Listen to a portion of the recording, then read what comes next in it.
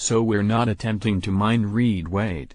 But the person who mentioned Miami and LA to me was the same person who first alerted me to my scoop a few years ago that Wade's negotiations with the Heat were not going well, the first time that information ever surfaced, and a year later, the sides divorced.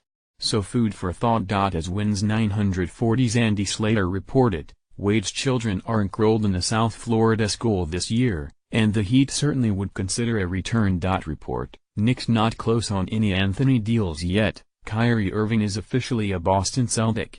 The free agent dominoes fell all around the league months before that. What about the last player out there who may be on the move? That man, Carmelo Anthony, remains where he is, with the New York Knicks, and maybe for the foreseeable future. Ian Begley of ESPN.com has more. As of last week, the New York Knicks were not close on any deal involving Anthony, per league sources.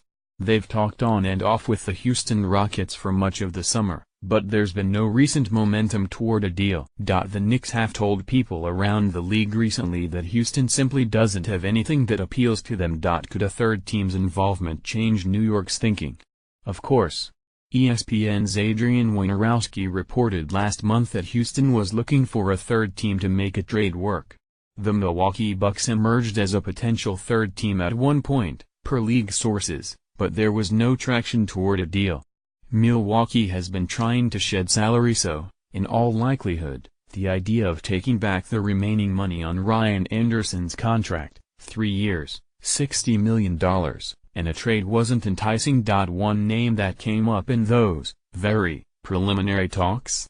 Bucks forward Jabari Parker, per league sources. It's unclear which side, the Knicks or Bucks, brought up Parker's name.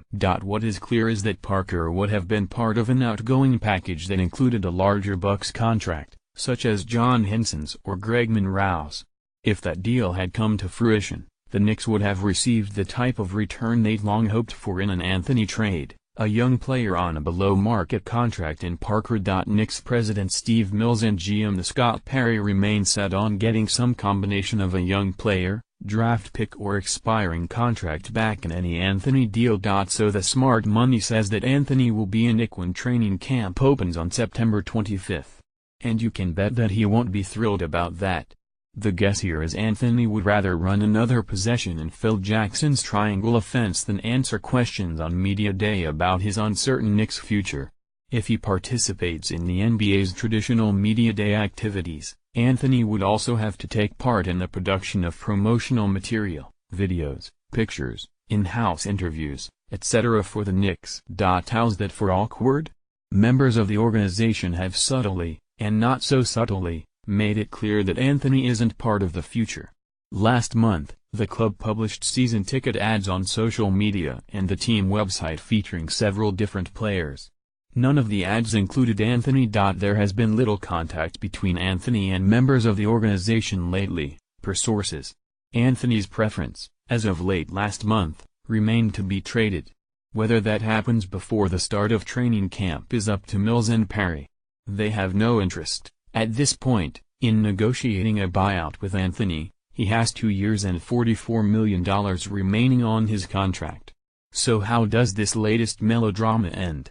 Maybe if the Knicks wait until mid-December, the offers from Houston would improve? Most free agents who signed contracts with new teams over the summer can be traded on December 15th. So maybe Houston could find a third team to facilitate a deal at that point? Or maybe, after spending a few weeks with the Knicks, Carmelo would expand his list of acceptable trade destinations to get a deal done?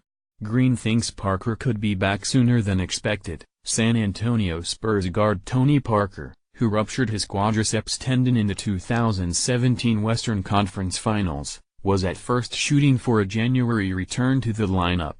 Then, there were reports of a potential return in December. Now comes word from Parker's teammate, Danny Green, that the Spurs guard is mending quicker than expected.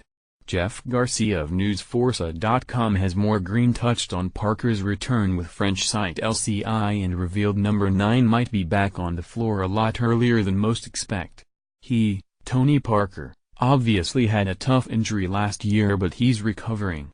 He's a couple of months ahead of schedule. I don't want to leak anything, but he might be playing a lot sooner than people think he's playing. He's been doing his rehab like a monster, like a maniac. He's been working out like a maniac, and mentally he's really focused and trying to get his body